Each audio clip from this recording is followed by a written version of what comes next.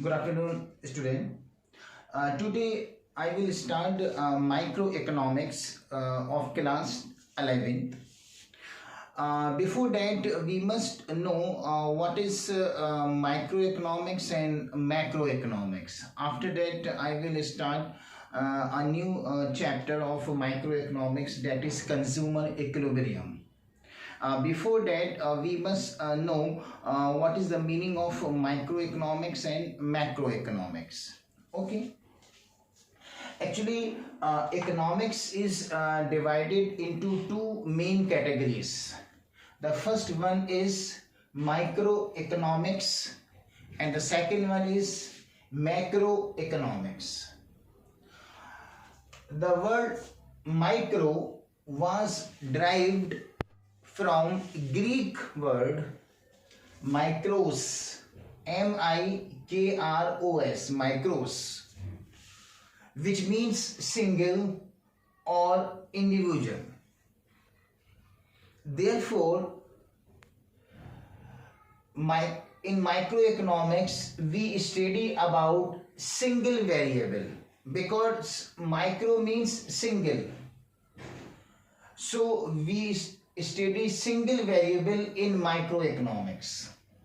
Micros means individual. So in microeconomics we study about individual variables like individual demand, like individual supply, etc. Okay. जो economics हैं उस economics को दो main category में divide किया गया है. इकोनॉमिक्स को दो मेन कैटेगरी में डिवाइड किया गया है. एक है माइक्रो इकोनॉमिक्स और दूसरी है इसमें मैक्रो इकोनॉमिक्स. माइक्रो जो वर्ड है वो एक ग्रीक वर्ड से बना है माइक्रोस, M-I-K-R-O-S, माइक्रोस, ग्रीक वर्ड से बना है माइक्रोस. माइक्रोस का मीनिंग होता है सिंगल या फिर इंडिविजुअल. क्योंकि माइक्रोस का मीनिंग सिंगल है इसलिए माइक्रो इकोनॉमिक्स के अंदर हम सिंगल वेरिएबल के बारे में स्टडी करेंगे. माइक्रोस की मीनिंग है इंडिविजुअल, इसलिए माइक्रो इकोनॉमिक्स के अंदर हम इंडिविजुअल वेरिएबल के बारे में स्टडी करेंगे. फॉर एग्जांपल इंडिविजुअल डिमांड और individual supply. Okay. Individual demand का मतलब क्या हुआ कि एक कस्टमर कितने यूनिट की किसी भी गुड्स की डिमांड करता है. सपोज कोई भी गुड्स है एक्स, ओके, और उस एक्स गुड्स के प्राइस दे रखे हैं 100 रुपीज पर यूनिट, और एक कंज्यूमर की जो इनकम है सपोज वो है 1000 रुपीज. अगर वो ये 1000 रुपीज खर्च करता है गुड्स एक्स को परचेज करने में, पूरी 1000 रुपीज वो अगर खर्च कर देता है गुड्स एक्स को परचेज करने में, और गुड्स एक्स की एक यूनिट जो आती है वो 100 की आती है, तो वो गुड्स एक्स की कितनी यूनिट परचेज कर सकता है? गुड्स एक्स की एक यूनिट 100 की आती है, 1000 की हेल्प से वो 10 यूनिट परचेज कर सकता है. इसी तरह से अगर बाय द वे तो अगर प्राइस सपोज 200 हो जाए और इनकम 1000 की 1000 ही है, अब वो अगर 1000 रुपीज खर्च करता है गुड्स एक्स को परचेज करने में, और गुड्स एक्स की एक यूनिट जो आती है वो 200 की आती है, और 1000 रुपये अगर वो खर्च करे गुड्स एक्स को परचेज करने में, इसका मतलब ये हुआ कि वो 1000 की हेल्प से गुड्स एक्स की जो है वो सिर्फ 5 यूनिट क्या करेगा, वो परचेज करेगा अगर प्राइस 200 रुपीज पर यूनिट हो तो. ओके. अगर प्राइस 200 रुपीज पर यूनिट है तो 1000 जो उसकी इनकम है उसकी हेल्प से वो 5 यूनिट परचेज करेगा गुड्स एक्स की, और अगर प्राइस 100 रुपीज है और उसकी इनकम 1000 है, अगर सपोज वो 1000 पूरे खर्च करता है गुड्स एक्स को परचेज करने में, तो वो एक यूनिट अगर 100 रुपीज की आती है गुड्स एक्स की, तो 1000 रुपीज की हेल्प से वो 10 यूनिट परचेज करेगा. तो एक कोई पर्टिकुलर कस्टमर है, कस्टमर ए, तो कस्टमर ए जो है वो गुड्स एक्स की कितनी यूनिट परचेज कर रहा है, 10 यूनिट परचेज कर रहा है या 5 यूनिट परचेज कर रहा है, ये कहलाती है individual demand. Individual demand means how many unit of goods X can be purchased by one customer only.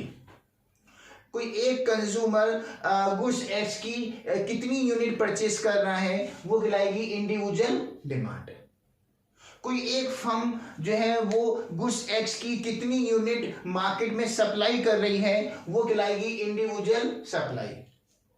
Individual supply means the quantity of goods offered in the market for sale at a given price by one firm. It is known as individual supply.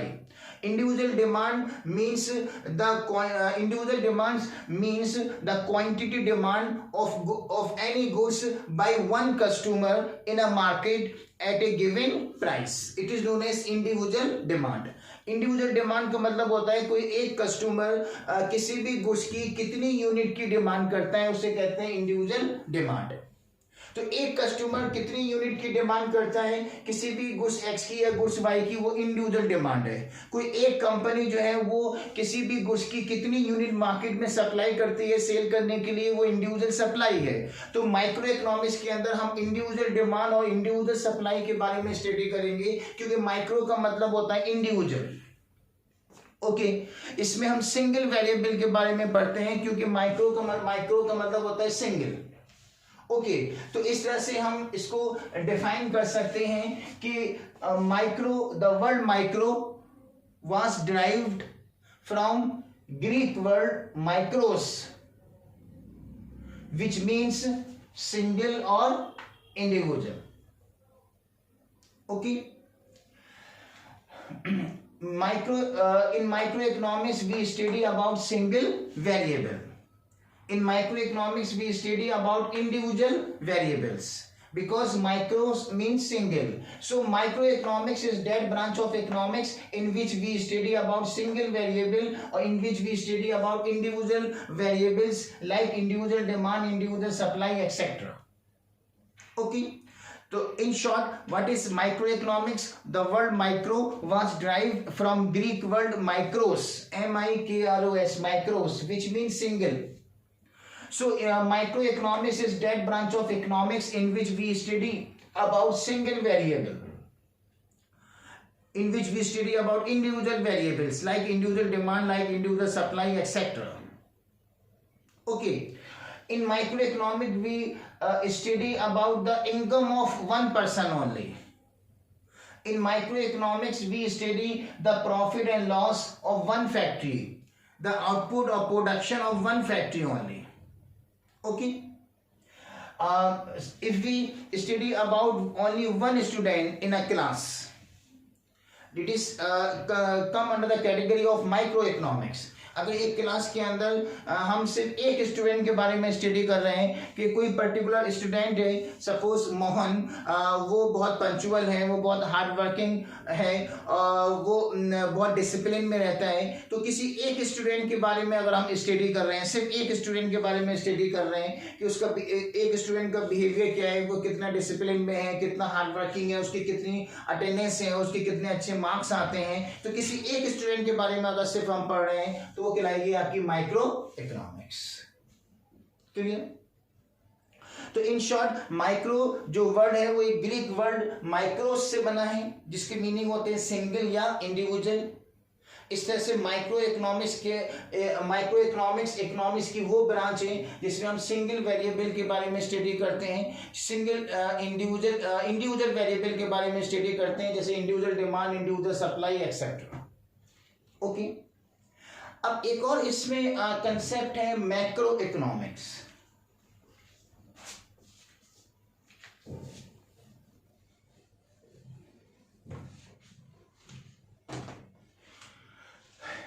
Macro भी एक Greek word से बना है, MAKROS, macros.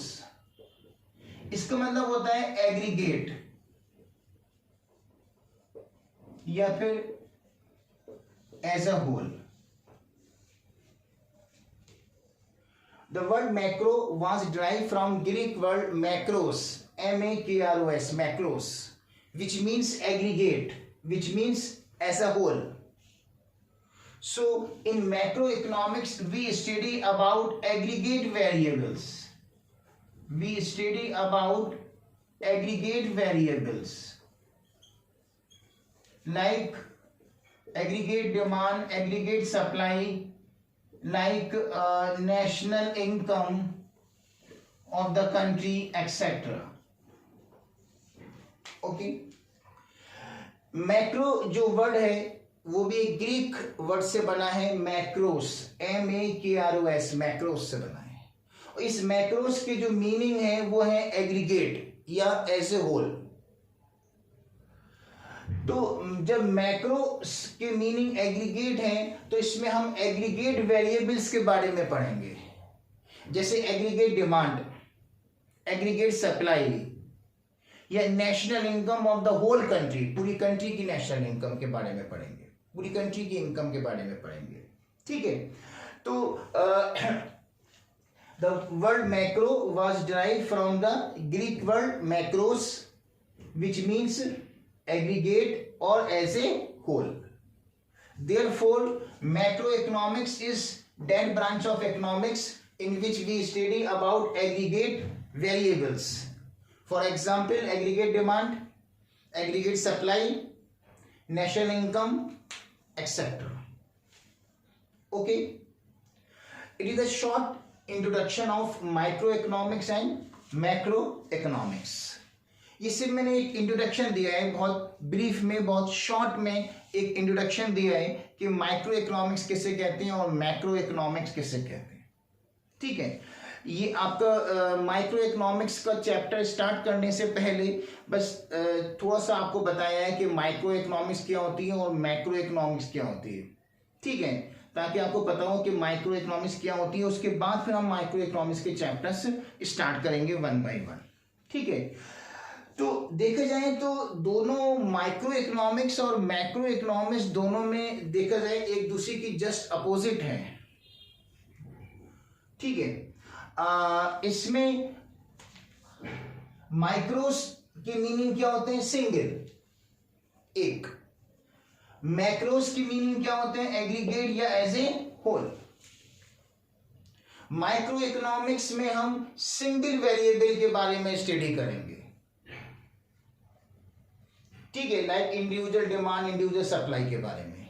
Macro economics के अंदर हम aggregate variable के बारे में स्टडी करेंगे, like aggregate demand, aggregate supply. Okay. Micro economics के अंदर एक फैक्ट्री को कितना प्रॉफिट या लॉस हुआ उसके बारे में स्टडी करेंगे। मैक्रो इकोनॉमिक्स में पूरी इंडस्ट्री को कितना प्रॉफिट या लॉस हुआ, पूरी कंट्री का इंटायर प्रोडक्शन कितना है, पूरी कंट्री का जो है वो टर्नओवर कितना है, प्रोडक्शन कितना है, उसके बारे में स्टडी करते हैं।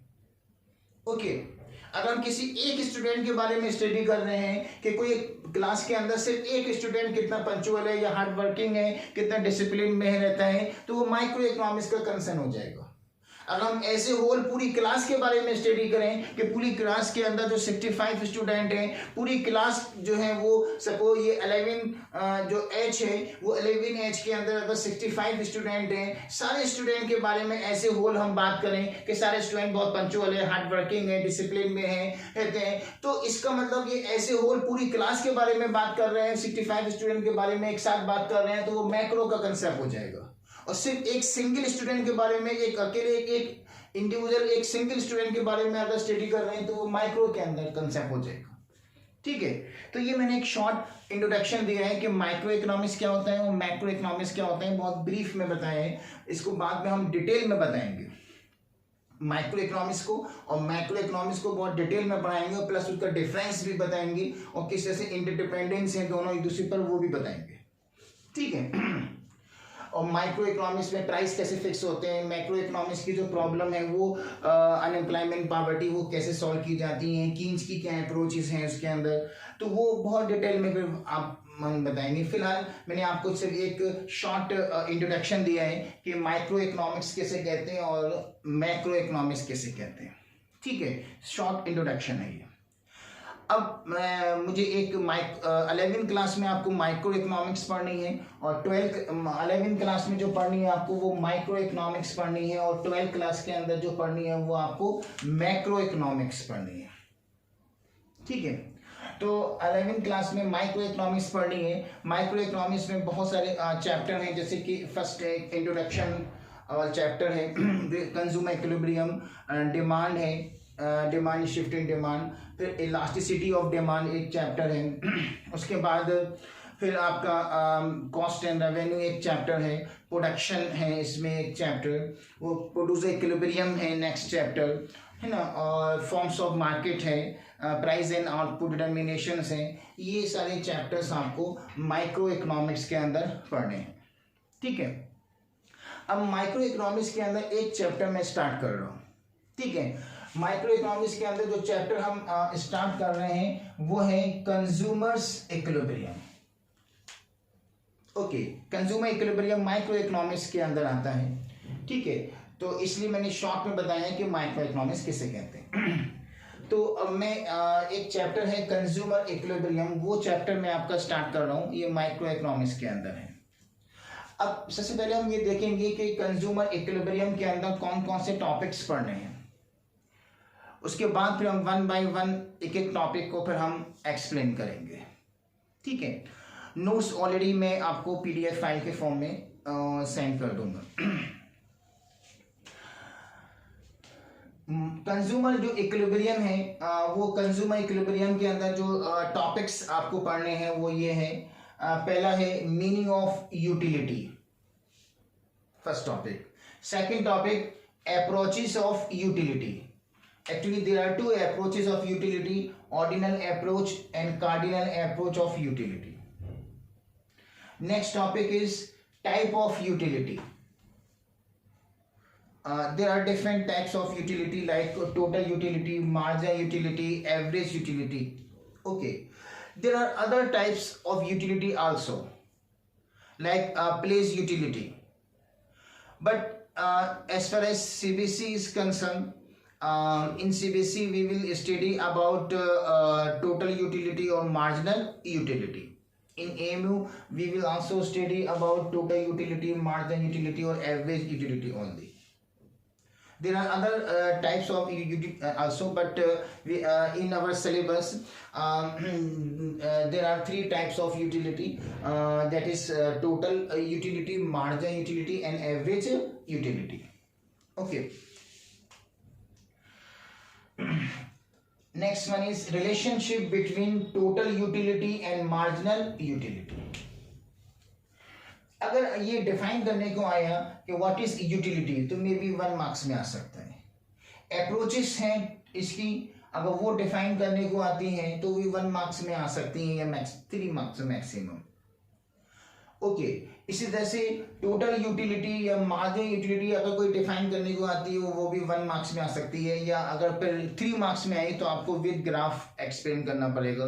पहले मीनिंग बताना पड़ेंगे व्हाट इज टोटल यूटिलिटी, उसके बाद मीनिंग के बाद उसका फॉर्मूला, फिर उसके बाद शेड्यूल और ग्राफ, अगर 3 मार्क्स में आते हैं तो ठीक है। टोटल यूटिलिटी और मार्जिनल यूटिलिटी के बीच का जो रिलेशनशिप है वो मे बी 3 मार्क्स का आ सकता है इसके अंदर, ये शेड्यूल और ग्राफ के थ्रू आपको एक्सप्लेन करना होगा।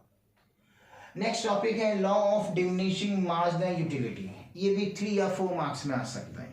Law of diminishing marginal utility के अंदर आपको इसके अजम्पशंस बताने हैं, मीनिंग बताने हैं इसकी, उसके बाद डायग्रामेटिक प्रेजेंटेशन है और लास्ट में कंक्लूजन है। इस तरह से इसको एक्सप्लेन करना है law of diminishing marginal utility को। उसके बाद नेक्स्ट ये भी 3 या 4 मार्क्स में आ सकता है law of diminishing marginal utility. Consumers equilibrium in case of utility analysis, काफी इंपॉर्टेंट टॉपिक है, जो चैप्टर का नाम है, चैप्टर का नाम भी कंज्यूमर इक्विलिब्रियम है, अब टॉपिक भी है consumer equilibrium in case of utility analysis और कार्डिनल अप्रोच। इसमें कंज्यूमर इक्विलिब्रियम के मीनिंग पढ़ने हैं, कंज्यूमर इक्विलिब्रियम के अजम्पशंस पढ़ने हैं, फिर कंज्यूमर इक्विलिब्रियम के अंदर सिंगल कम्युनिटी मॉडल पढ़ना है, सिंगल कम्युनिटी मॉडल का मीनिंग एंड डायग्राम, उसके बाद 2 और मैनी कम्युनिटी मॉडल्स पढ़ने हैं। ये अगर 6 मार्क्स में भी आ सकता है। कौन से टॉपिक एग्जाम में आएंगे कुछ नहीं कह सकते, लेकिन कौन से टॉपिक कितने कितने नियर अबाउट मार्क्स का आ सकता है वो एक रफ आपको एग्जाम्पल दे रहा हूं। वैसे तो कोई भी टॉपिक टीचर पर डिपेंड है, वो कितने भी मार्क्स का दे सकता है, तो अकॉर्डिंग टू मार्क्स उसकी आपको कुछ आंसर की लेंथ इंक्रीज या डिक्रीज करनी है।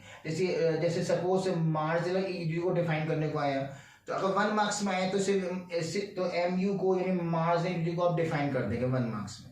लेकिन अगर ये 3 मार्क्स में आ गया तो आपको को फिर डिटेल में लिखना पड़ेगा, मार्जिनल यूटिलिटी के मीनिंग भी लिखना पड़ेंगे, उसका फिर फार्मूला भी लिखना पड़ेगा, फिर उसका शेड्यूल भी और ग्राफ भी करना पड़ेगा। डिपेंड करता है मार्क्स के ऊपर, मार्क्स के हिसाब से आप आंसर की लेंथ इंक्रीज या डिक्रीज कर सकते हैं। नेक्स्ट एक टॉपिक है meaning and properties of indifference curve. इसी तरह से meaning and properties of budget line. फिर लास्ट में दोबारा आपको पढ़ना है consumer equilibrium in case of indifference curve analysis और ऑर्डिनल अप्रोच। ओके, तो ये जो consumer equilibrium in case of indifference curve analysis और ऑर्डिनल अप्रोच के अकॉर्डिंग पढ़ना है इसमें। तो ये इस चैप्टर में 2 बार कंज्यूमर इक्विलिब्रियम पढ़ना है। एक बार है consumer equilibrium in case of utility analysis और कार्डिनल अप्रोच, फिर दोबारा पढ़ना है consumer equilibrium in case of indifference curve analysis और ऑर्डिनल अप्रोच। ठीक है, तो ये टॉपिक्स आपको इस चैप्टर के अंदर पढ़ने हैं। चैप्टर का नाम क्या है? Consumer equilibrium. फर्स्ट टॉपिक क्या है? Meaning of utility. Second, approaches of utility, that is ordinal approach, cardinal approach. Next one is type of utility, that is total utility, marginal utility, average utility, forms utility, place utility and so on. But in our syllabus we will discuss only our AMU syllabus as far as CBSE is concerned. In CBSE there are only total utility, margin utility and average utility. Next topic is law of diminishing marginal utility. Next one is consumers equilibrium in case of utility analysis or cardinal approach. Meaning and properties of indifference curve. Next topic, meaning and property of budget line. And the last topic, consumers equilibrium in case of indifference curve analysis or ordinal approach. Okay, we will discuss, we will explain all these topics. तो हम इन topics को 1 by 1 पढ़ेंगे। तो consumer equilibrium के अंदर ये सारे topics आपको पढ़ने हैं और 1 by 1 हम इसको टॉपिक्स पढ़ेंगे। तो हम इसके फर्स्ट टॉपिक इसमें स्टार्ट कर रहे हैं, वो है meaning of utility and approaches of utility. First topic इसका।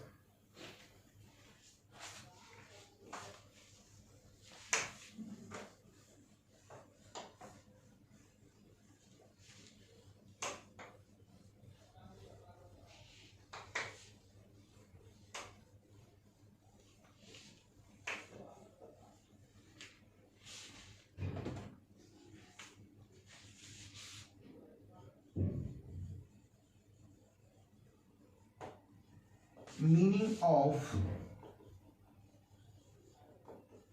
utility. We can define utility in 2 ways. The first one is when we consume any goods, when we consume any service, we get some satisfaction. This satisfaction is known as its utility. कोई भी goods consume करने के बाद, कोई भी services consume करने के बाद जो सेटिस्फैक्शन मिलता है वो सेटिस्फैक्शन क्या कहलाता है? उस चीज की यूटिलिटी। ओके, जैसे आप सपोज आपने 2 घंटा मार्केट में शॉपिंग की और बहुत गर्मी है और 2 घंटे लगातार आपने मार्केट में शॉपिंग की, आपको बहुत सख्त प्यास लग रही है। अब आपने एक कोल्ड ड्रिंक परचेज की और एक कोल्ड ड्रिंक आपने पी ली। तो उस कोल्ड ड्रिंक पीने से आपको जितना सेटिस्फेक्शन मिला, उस कोल्ड ड्रिंक पीने से आपकी जितनी प्यास बुझ गई, आपको कोल्ड ड्रिंक पीने से जितना आपको सेटिस्फेक्शन मिला, वो सेटिस्फेक्शन उस कोल्ड ड्रिंक की क्या कहलाएगी? यूटिलिटी।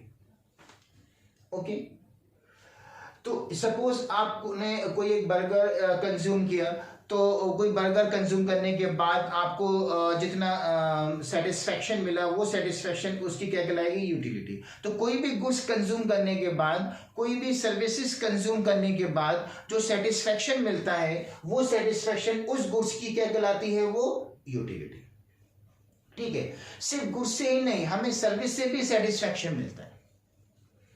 ओके, और किसी सर्विस से ज्यादा मिलता है सेटिस्फेक्शन, किसी सर्विस से कम मिलता है सेटिस्फेक्शन। जैसे ट्रांसपोर्टेशन सर्विस है, अगर आप सपोज दिल्ली से नोएडा आते हैं बाई बस, अब बस सपोज पूरी फुल है और खड़े होकर आप बस में ट्रैवलिंग कर रहे हैं और बहुत गर्मी भी है, बैग आपके हाथ में है और टाइम भी बहुत लगा दिल्ली से नोएडा आने में, ठीक है, बस के थ्रू। लेकिन जब वापस आप गए, दोबारा नोएडा से दिल्ली वापस गए, तो मेट्रो के थ्रू वापस गए।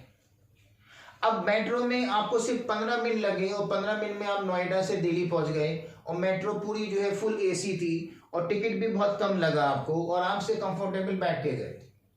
तो आपको किस सर्विस में ज्यादा सेटिस्फेक्शन मिला? दोनों ही ट्रांसपोर्ट सर्विसेज हैं, बस भी और मेट्रो भी। तो मेट्रो में आपको ज्यादा सेटिस्फेक्शन मिला क्योंकि मेट्रो फुल एसी थी और बस एसी नहीं थी। मेट्रो में आप आराम से बैठ के गए, बस में खड़े होके गए। मेट्रो में टाइम कम लगा, बस में टाइम ज्यादा लगा। बस का किराया ज्यादा है, मेट्रो का कम है। तो मेट्रो में आप आराम से बैठ के गए और फुल एसी थी, टाइम कम लगा, पैसे कम लगे, तो इसमें आपका टाइम और मनी दोनों सेफ हो गए, प्लस आप कंफर्टेबल आराम से बैठ के फुल एसी में गए। इट मीन्स आपको मेट्रो में ट्रैवलिंग करने से ज्यादा सेटिस्फेक्शन मिला as compare to bus. It means metro has more utility as compare to bus. तो हमें सर्विस से भी सेटिस्फेक्शन मिलता है, गुड्स कंज्यूम करते हैं उससे भी सेटिस्फेक्शन मिलता है, ठीक है।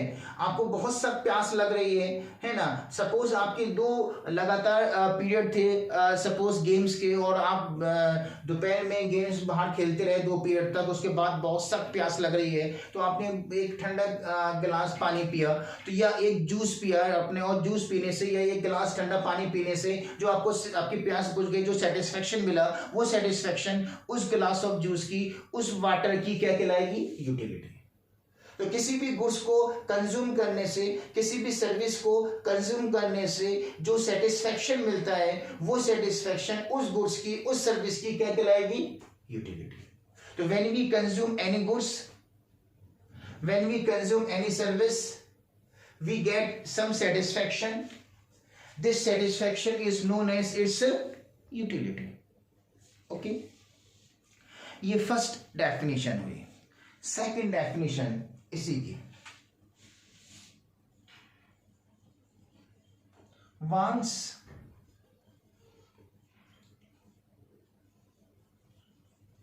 satisfying power of any goods, wants satisfying power of any goods or services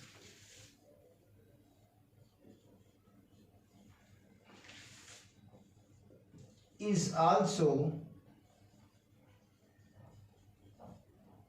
known as utility. One satisfying power of any goods or service is also known as utility. Okay, किसी भी goods के अंदर, किसी भी goods के अंदर हमारी want को सेटिस्फाई करने की जो पावर है, उस पावर को क्या कहते हैं हम? उस पावर को हम कहते हैं यूटिलिटी। तो किसी भी गुड्स के अंदर हमारी वांट्स को सेटिस्फाई करने की जो पावर है, उस गुड्स की उस पावर को क्या कहते हैं? Utility. So want satisfying power of any goods is also known as utility. ठीक है, वही डेफिनेशन है, बस वर्डिंग चेंज हो गई है इसकी। जो हमने पहले डेफिनेशन बताई थी वही डेफिनेशन है, बस थोड़ी सी वर्डिंग चेंज हो गई है, ठीक है। तो want satisfying power of any goods और service is also known as utility. तो किसी भी गुड्स के अंदर, किसी भी सर्विस के अंदर हमारी वांट को सेटिस्फाई करने की जो पावर है, उसकी उस पावर को हम क्या कहते हैं? यूटिलिटी। ठीक है, सपोज आपके पास 2 गिलास ऑफ वाटर है,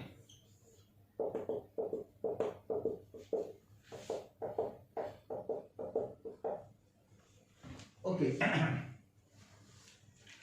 जो फर्स्ट गिलास है सपोज उसमें हॉट वाटर है, और जो सेकंड गिलास है सपोज उसमें कोल्ड वाटर है, ओके। बहुत गर्मियां हैं, सपोज जून का मंथ है, ओके। 42 डिग्री टेम्परेचर है, सपोज बहुत गर्मी है, और उसमें बाई मिस्टेक आपको बहुत प्यास लग रही है, और बाई मिस्टेक आपने फर्स्ट गिलास उठाया और फर्स्ट गिलास में हॉट वाटर था। अब आपको प्यास बहुत ज़्यादा लग रही है और गर्मी काफ़ी है, और अनफॉर्चुनेटली एकदम आपने फर्स्ट गिलास उठाया, उसमें हॉट वाटर था, वो हॉट वाटर आपने पिया तो आपकी प्यास ज़्यादा नहीं बुझ पाएगी, आपको ज़्यादा सेटिस्फैक्शन नहीं मिलेगा। सपोज आपको सेटिस्फैक्शन मिला 2 यूटिल्स का। ओके, यूटिल्स क्या है? यूटिलिटी को कैलकुलेट करने की यूनिट है utils. Utils is the unit of utility. तो हॉट वाटर कंज्यूम किया आपने, गर्मियां हैं, हॉट वाटर कंज्यूम किया तो उसमें आपको ज़्यादा प्यास आपकी नहीं बुझ पाई, सेटिस्फैक्शन बहुत कम मिला। फिर आपने सेकंड गिलास उठाया जिसमें बहुत कोल्ड वाटर था, बिल्कुल चिल वाटर था इसके अंदर, वो कोल्ड वाटर आपने कंज्यूम किया, ठंडा पानी कंज्यूम किया और उससे जो है सपोज आपको सेटिस्फैक्शन मिला 15 यूटिल्स का। इट मीन्स सेकंड जो गिलास ऑफ वाटर है जिसमें कोल्ड वाटर है, उस सेकंड गिलास पानी पीने से आपकी प्यास बुझ गई, यानी सेकंड गिलास से आपको ज्यादा सेटिस्फैक्शन मिला जिसमें कोल्ड वाटर है। इसका मतलब कोल्ड वाटर के अंदर आपकी वांट को सेटिस्फाई करने की पावर ज्यादा है as compare to hot water. तो कोल्ड वाटर के अंदर आपकी वांट को सेटिस्फाई करने की पावर ज्यादा है, तो किसी भी गुड्स के अंदर हमारी वांट को सेटिस्फाई करने की जो पावर है उसकी उस पावर को हम क्या कहते हैं? यूटिलिटी। जिस तरह से कोल्ड वाटर के अंदर हमारी वांट को सेटिस्फाई करने की पावर ज्यादा है, इसी तरह जितनी उसकी पावर है वो कहेगी यूटिलिटी। तो it means cold water has more utility as compared to hot water during the summer season.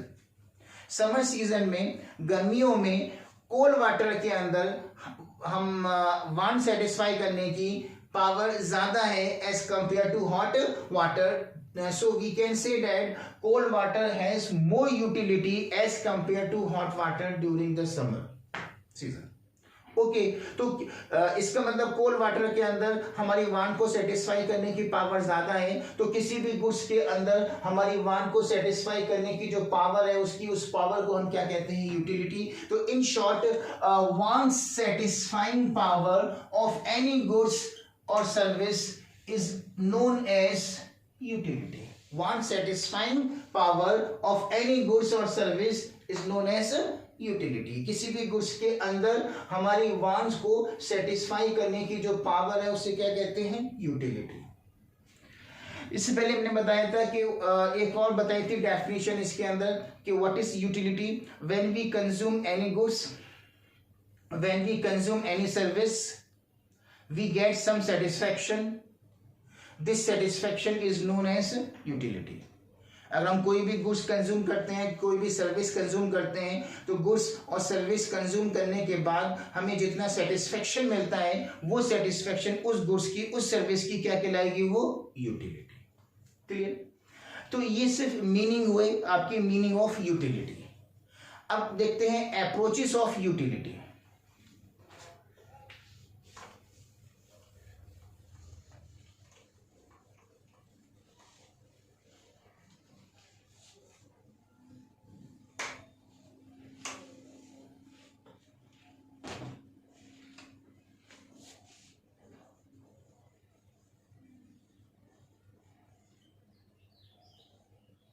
Approaches of utility.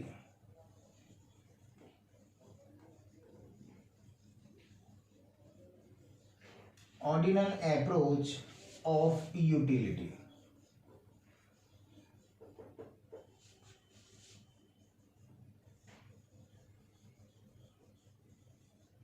Cardinal approach of utility. There are two approaches of utility. The first one is ordinal approach of utility and the second one is cardinal approach of utility. Okay, तो utility की दो अलग अलग approaches हैं। पहला है ordinal approach of utility. This ordinal approach of utility was given by classical economist. According to ordinal approach, the utility is a psychological phenomena. When we consume any goods, we get some satisfaction, but we only feel the satisfaction. We can only compare the satisfaction of two goods. We can only feel the satisfaction of any goods and services. Okay, but we cannot calculate satisfaction in term of number. We cannot express our satisfaction in term of money because it is a qualitative aspect. तो ordinal जो approach of utility है वो एक classical economist ने दी है, और ordinal approach में कहा गया है कि यूटिलिटी जो है एक साइकोलॉजिकल फेनोमेना है. ओके, किसी भी गुड्स को कंज्यूम करने से जो हमें सेटिस्फेक्शन मिलता है, उस सेटिस्फेक्शन को हम सिर्फ फील कर सकते हैं, ऑब्जर्व कर सकते हैं, महसूस कर सकते हैं. दो गुड्स के सेटिस्फेक्शन को कंपेयर कर सकते हैं कि किससे ज्यादा मिला सेटिस्फेक्शन, किससे कम मिला. कोल्ड वाटर से ज्यादा मिला सेटिस्फेक्शन, हॉट वाटर से कम मिला सेटिस्फेक्शन. तो हम सेटिस्फेक्शन को सिर्फ फील कर सकते हैं, किसी भी गुड्स के सेटिस्फेक्शन को फील कर सकते हैं, ऑब्जर्व कर सकते हैं, महसूस कर सकते हैं, लेकिन उसको सेटिस्फेक्शन को हम नंबर में कैलकुलेट नहीं कर सकते, मनी में एक्सप्रेस नहीं कर सकते, क्योंकि ये क्वालिटेटिव एस्पेक्ट है, ये साइकोलॉजिकल फेनोमेना है. तो according to ordinal approach of utility, actually utility is a psychological phenomena. We can only feel the utility, we can only compare the utility, we can only observe the utility of any goods, we can only compare the utility of two goods, we can only feel the utility of any goods and services, but we cannot calculate the utility of any goods. We cannot express the utility of any goods. No doubt, if we consume goods, we get some satisfaction, but this satisfaction is a psychological phenomena. We can only feel the satisfaction of any goods. We can only compare the satisfaction of two goods. We can only observe the satisfaction of different goods, but we cannot calculate the satisfaction or utility of any goods. We cannot measure the satisfaction of goods and services, because the satisfaction or utility is a psychological phenomena. It is a qualitative aspect. Okay? और काफी हद तक ये बात सही है कि आप अगर बाय द वे सपोज आपको बहुत सख्त प्यास लग रही है, तो अगर आपने एक कोल्ड ड्रिंक कंज्यूम की, तो एक कोल्ड ड्रिंक कंज्यूम करने से जितना सेटिस्फेक्शन मिला, उस सेटिस्फेक्शन को आप फील कर सकते हो, ऑब्जर्व कर सकते हो, महसूस कर सकते हो, कंपेयर कर सकते हो, लेकिन उस सेटिस्फेक्शन को नंबर में एक्सप्रेस नहीं कर सकते. अब ये बहुत मुश्किल होगा कहना कि अगर कोई consumer first cold drink consume करे और फर्स्ट कोल्ड ड्रिंक कंज्यूम करने के बाद वो ऐसा मुश्किल है उसके लिए कहना कि मुझे फर्स्ट कोल्ड ड्रिंक से 2.35 का मिला सेटिस्फेक्शन और सेकंड कोल्ड ड्रिंक से मुझे 1.2 का मिला. ये कैलकुलेट करना मुश्किल है, क्योंकि आप फर्स्ट कोल्ड ड्रिंक पी तो सपोज आपको ज्यादा मिला सेटिस्फेक्शन, क्योंकि बहुत सख्त प्यास लग रही थी, फर्स्ट कोल्ड ड्रिंक से ज्यादा मिला सेटिस्फेक्शन. ठीक है, जब आपने सेकंड कोल्ड ड्रिंक पी तो सपोज सेकंड कोल्ड ड्रिंक से सपोज आपको थोड़ा कम मिला सेटिस्फेक्शन, क्योंकि फर्स्ट कोल्ड ड्रिंक से आपकी काफी हद तक प्यास बुझ चुकी है, इसलिए सेकंड कोल्ड ड्रिंक से थोड़ा कम मिला सेटिस्फेक्शन. यानी हम दो कोल्ड ड्रिंक के सेटिस्फेक्शन को कंपेयर कर सकते हैं, हम किसी भी गुड्स के सेटिस्फेक्शन को हम फील कर सकते हैं, ऑब्जर्व कर सकते हैं, महसूस कर सकते हैं, लेकिन उस सेटिस्फेक्शन को, यूटिलिटी को नंबर में कैलकुलेट नहीं कर सकते, क्योंकि ये क्वालिटेटिव एस्पेक्ट है. दो तरह के एस्पेक्ट होते हैं, क्वालिटेटिव एंड क्वांटिटेटिव. दो तरह के एस्पेक्ट होते हैं.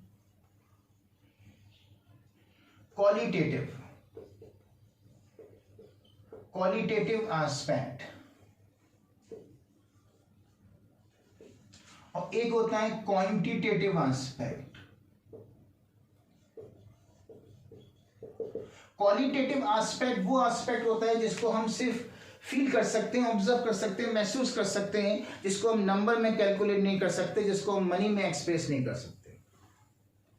जैसे कोई पर्टिकुलर पर्सन है, वो पुअर पर्सन की काफी हेल्प करता है, वो पर्सन बहुत रिलीजियस है, बहुत ऑनेस्ट है, वो ये उसकी क्वालिटेटिव एस्पेक्ट हुआ.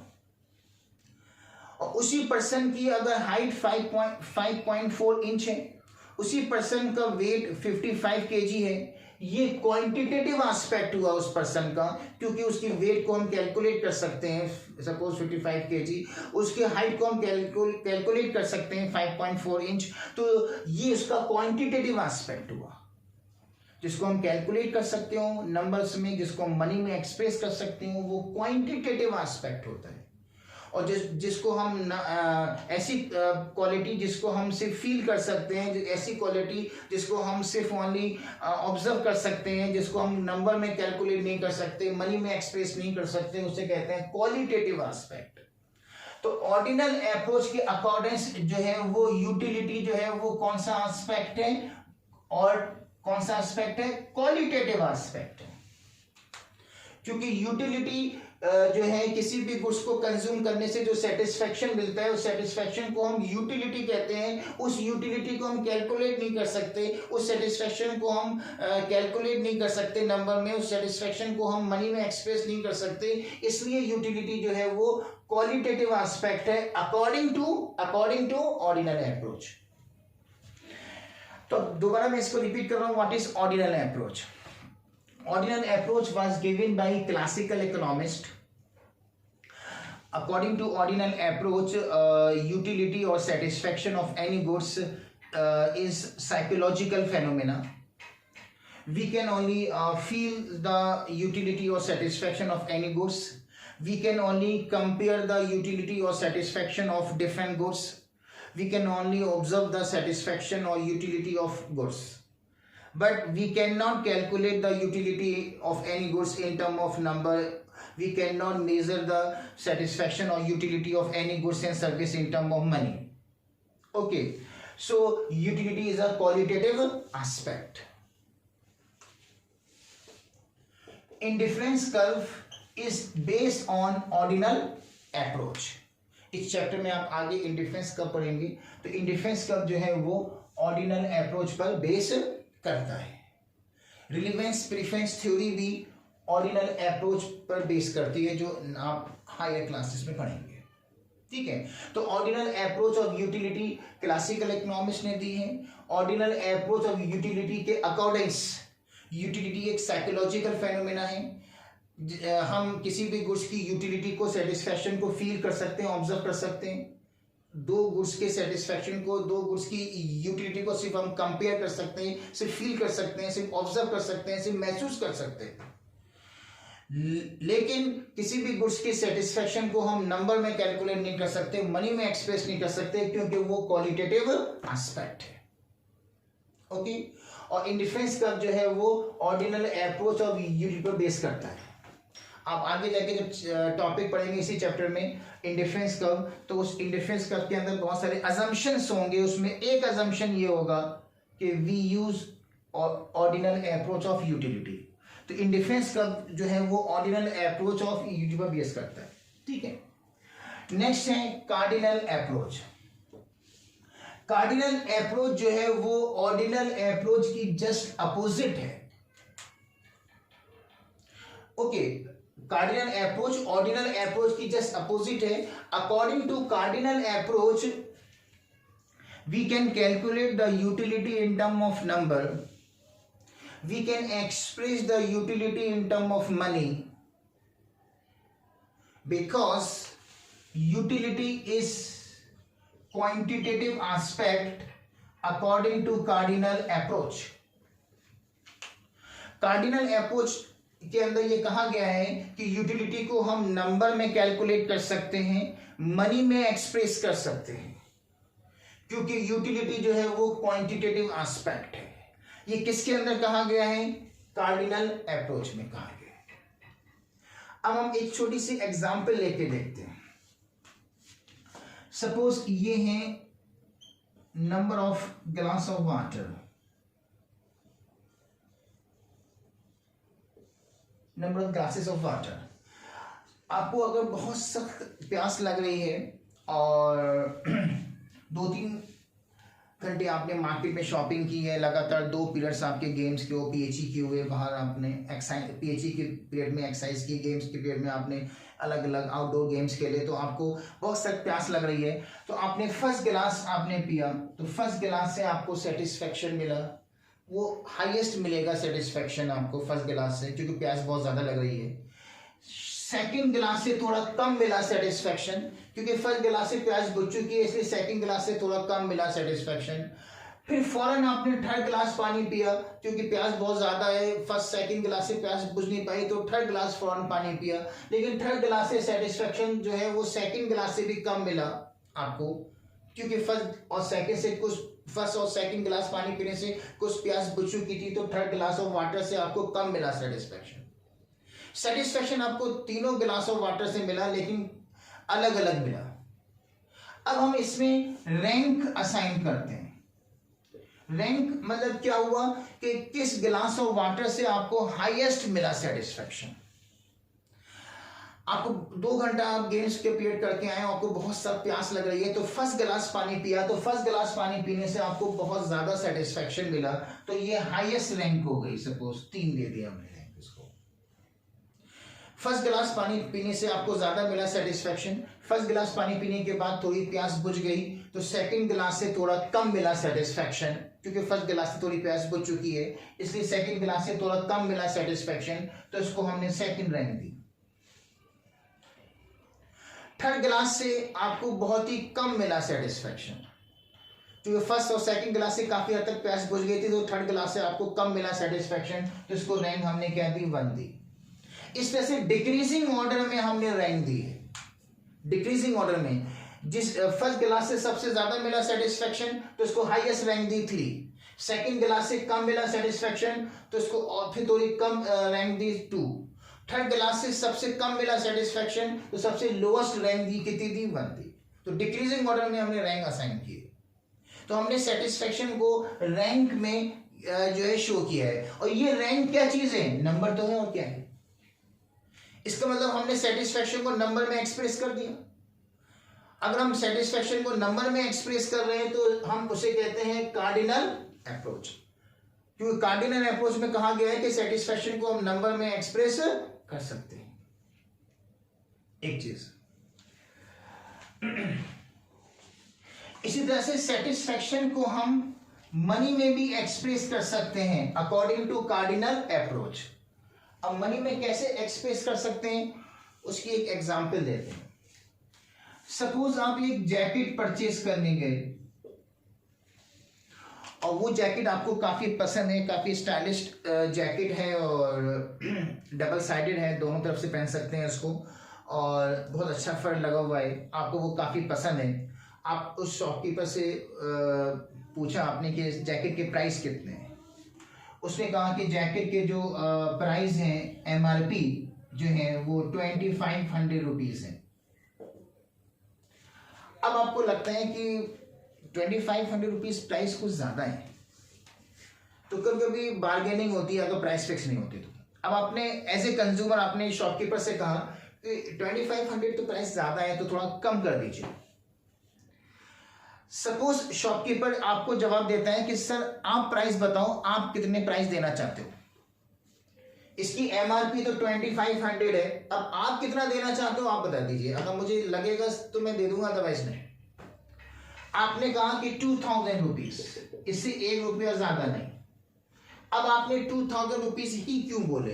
आपको लगता है जैकेट को पहनने से आपको जो ठंड में सेटिस्फेक्शन मिलेगा वो 2000 यूटिल का मिलेगा। आपको लगता है कुछ जैकेट से जो आपको आराम मिलेगा, जो सेटिस्फेक्शन मिलेगा, जो ठंड से प्रोटेक्ट करेगी वो जैकेट, सपोज आपको 2000 यूटिल का सेटिस्फेक्शन मिलेगा। आपको लगता है उस जैकेट से आपको 2000 यूटिल का सेटिस्फेक्शन मिलेगा, और जितना मुझे सेटिस्फेक्शन मिलेगा मैं उतने ही जो है वो क्या करूंगा, उसके प्राइस क्या करूंगा, पे करूंगा। जितना सेटिस्फेक्शन मिलेगा मैं उतने ही क्या करूंगा, उसके प्राइस पे करूंगा। ठीक है, ताकि कंज्यूमर इक्विलिब्रियम अचीव हो जाए। कंज्यूमर इक्विलिब्रियम वहां पर अचीव होगा जहां पर प्राइस और सेटिस्फेक्शन दोनों इक्वल हो जाए। इक्विलिब्रियम वो जगह होती है, वो इक्विलिब्रियम वो सिचुएशन होती है जहां पर 2 फोर्स या 2 से ज्यादा फोर्स आपस में क्या हो जाए, इक्वल हो जाए। उस सिचुएशन को इक्विलिब्रियम कहते हैं। अब इक्विलिब्रियम को आगे वीडियो में काफी डिटेल में पढ़ेंगे। जैसे इक्विलिब्रियम वर्ड जो है वो फिजिक्स से लिया गया है, थर्मल इक्विलिब्रियम से, है ना। थर्मल इक्विलिब्रियम क्या होता है, कंज्यूमर इक्विलिब्रियम क्या होता है, प्रोड्यूसर इक्विलिब्रियम क्या होता है, वो डिटेल में हम आगे पढ़ेंगे अभी। तो लेकिन फिलहाल एक वर्ड ये है कि equilibrium is that position, in short equilibrium is that position where 2 forces और more than 2 forces become equal to each other. अब यह दो फोर्स हैं, प्राइस और सेटिस्फेक्शन। जहां प्राइस और सेटिस्फेक्शन दोनों बराबर हो जाएं, वो भी कहलाएगा कंज्यूमर इक्विलिब्रियम। तो आप कंज्यूमर इक्विलिब्रियम अचीव करने के लिए आपने सोचा कि जैकेट को पहनने से जो मुझे ढंग से आराम मिलेगा, जो जैकेट मुझे ढंग से प्रोटेक्ट करेगी, जैकेट से जो मुझे सेटिस्फेक्शन मिलेगा वो 2000 यूटिल का मिलेगा सेटिस्फेक्शन। और जितना मुझे 2000 यूटिल का जितना सेटिस्फेक्शन मिलेगा उतने ही मैं प्राइस पे करूंगा, उससे ज्यादा प्राइस पे नहीं करूंगा। इसका मतलब आपने डायरेक्ट शॉपकीपर से कहा कि सर मैं 2000 प्राइस दे सकता हूं जैकेट के, इससे ज्यादा नहीं दे सकता, और शॉपकीपर उसकी एमआरपी बता रहा था 2500। अब बार्गेनिंग के बाद सपोज शॉपकीपर ने कहा कि ठीक है ओके सर, आप 2000 की ही आप जैकेट परचेस कर लिए, कोई प्रॉब्लम नहीं, ले लीजिए, ठीक है। तो अब प्राइस और सेटिस्फेक्शन दोनों बराबर हो गए, तो कंज्यूमर इक्विलिब्रियम हो गया according to single commodity model of consumer equilibrium. तो अब इसमें क्या हुआ कि अब देखिए, आपने जब शॉपकीपर ने ये कहा कि सर आप ये जैकेट 2500 की है, आप कितना प्राइस पे करना चाहते हो आप बता दो, आपने छूटते बोला 2000 रुपीज, इससे 1 रुपया ज्यादा नहीं। आपने 2000 ही क्यों बोले, आपने 2200 क्यों नहीं बोले, आपने 1500 क्यों नहीं बोले, आपने 2000 इसलिए बोले क्योंकि आपको लगता है कि जैकेट से जो मुझे सेटिस्फेक्शन मिलेगा वो सेटिस्फेक्शन मुझे 2000 यूटिल का मिलेगा, और जितना सेटिस्फेक्शन मिलेगा मैं उतने ही प्राइस पे करूंगा ताकि मेरा कंज्यूमर इक्विलिब्रियम अचीव हो जाए। इट मीन्स आपने अपने सेटिस्फेक्शन को प्राइस में, मनी में एक्सप्रेस कर दिया। आपने शॉपकीपर से कहा कि मैं 2000 रुपीज दूंगा, से 1 रुपया ज्यादा नहीं। इट मीन्स आपने अपने सेटिस्फेक्शन को मनी में एक्सप्रेस कर दिया। अगर हम सेटिस्फेक्शन को मनी में एक्सप्रेस कर रहे हैं तो वो कहलाती है कार्डिनल अप्रोच। अगर हम सेटिस्फेक्शन को नंबर में कैलकुलेट कर रहे हैं तो वो कहलाती है कार्डिनल अप्रोच। जैसे अभी रैंक में हमने देखा कि हमने रैंक असाइन की डिफरेंट क्लासेस को, इसका मतलब सेटिस्फेक्शन को हमने रैंक असाइन की, यानी सेटिस्फेक्शन को हमने नंबर में शो कर दिया। तो अगर हम सेटिस्फेक्शन को नंबर में कैलकुलेट कर पा रहे हैं, अगर हम सेटिस्फेक्शन को मनी में एक्सप्रेस कर पा रहे हैं, इट मींस वो क्या है, कार्डिनल अप्रोच। और cardinal approach is that approach of utility in which we can calculate our satisfaction in term of number, in which we express our utility in term of money, because it is a quantitative aspect according to cardinal approach. Law of diminishing marginal utility is based on cardinal approach. Consumer equilibrium in case of utility analysis in single commodity model and two commodity model are also based on cardinal approach. Okay, तो law of diminishing marginal utility जो है वो cardinal approach पर base करती है। Consumer equilibrium in case of in consumer जो equilibrium है वो consumer equilibrium single commodity model और टू कमोडिटी मॉडल वाला जो कंज्यूमर इक्विलिब्रियम है वो बेस करता है कार्डिनल अप्रोच पर। लेकिन consumer equilibrium in case of indifference curve वाला जो है वो बेस करता है किस पर, ऑर्डिनल अप्रोच पर। Okay, so ordinal approach is that approach of utility in which we cannot calculate utility in term of number, we cannot express utility in term of money, because utility is a qualitative aspect. According to ordinal approach, it is a qualitative aspect. Okay, we can only feel the utility, we can only observe the utility, we can only compare the utility, but we cannot calculate utility in term of number, we cannot calculate utility in term of money according to ordinal approach. Indifference curve is based on ordinal approach. But as far as cardinal approach is concerned, according to cardinal approach, we can calculate the utility in term of number, we can express the utility of any goods in term of money, because utility is a quantitative aspect according to cardinal approach. Law of diminishing marginal utility is based on the cardinal approach. इस तरह से दोनों approach एक दूसरे की just opposite है। Ordinal approach के according हम यूटिलिटी को कैलकुलेट नहीं कर सकते मनी में, कार्डिनल अप्रोच के अकॉर्डिंग हम कैलकुलेट कर सकते हैं इसको हम मनी में। ऑर्डिनल अप्रोच के अकॉर्डिंग हम यूटिलिटी को नंबर में कैलकुलेट नहीं कर सकते। कार्डिनल अप्रोच के अकॉर्डिंग हम यूटिलिटी को नंबर में कैलकुलेट कर सकते हैं। ओके, ऑर्डिनल अप्रोच के अकॉर्डिंग यूटिलिटी एक क्वालिटेटिव एस्पेक्ट है, कार्डिनल अप्रोच के अकॉर्डिंग यूटिलिटी एक क्वांटिटेटिव एस्पेक्ट है। ओके, और इंडिफरेंस कर्व जो है बेस करता है ऑर्डिनल अप्रोच पर, law of diminishing marginal utility base करती है कार्डिनल अप्रोच पर। तो दोनों अप्रोच एक दूसरे की जस्ट अपोजिट है। तो ऑर्डिनल अप्रोच ऑफ यूटिलिटी के अकॉर्डिंग हम यूटिलिटी एक साइकोलॉजिकल फेनोमेना है, इसको हम सिर्फ फील कर सकते हैं, ऑब्जर्व कर सकते हैं, महसूस कर सकते हैं, इसको हम कैलकुलेट नहीं कर सकते, मनी में एक्सप्रेस नहीं कर सकते, क्योंकि यूटिलिटी जो है वो क्वालिटेटिव एस्पेक्ट है। किसके अकॉर्डिंग? ऑर्डिनल अप्रोच के अकॉर्डिंग। लेकिन कार्डिनल अप्रोच जो है वो ऑर्डिनल अप्रोच की अपोजिट है। लेकिन कार्डिनल अप्रोच के अकॉर्डिंग हम यूटिलिटी को नंबर में कैलकुलेट कर सकते हैं, मनी में एक्सप्रेस कर सकते हैं, क्योंकि ये क्वांटिटेटिव एस्पेक्ट है। तो आज मैंने एक टॉपिक आपको, इसका कंज्यूमर इक्विलिब्रियम जो चैप्टर है उसका एक टॉपिक मैंने पढ़ाया है आपको आज, meaning of utility, approaches of utility. ठीक है, नेक्स्ट में वीडियो में हम नेक्स्ट टॉपिक पढ़ाएंगे type of utility, total and marginal utility, इनके मीनिंग, इनका डायग्राम, इनका शेड्यूल, और इसके अलावा एक और टॉपिक पढ़ाएंगे नेक्स्ट वीडियो में, graphical relationship between total utility and marginal utility. Okay, thank you.